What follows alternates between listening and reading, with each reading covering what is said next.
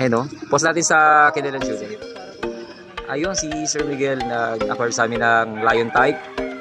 Ayan, kinuha niya na ngayon si Niho and si Yamato. Pwede nyo sundin din yung pangalan nila kung gusto nyo. Niho and Yamato.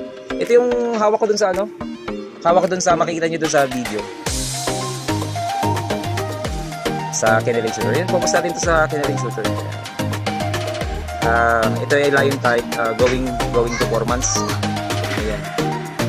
Meron silang dieter. And ready na yung kanilang laban. Ito si Sir Miguel.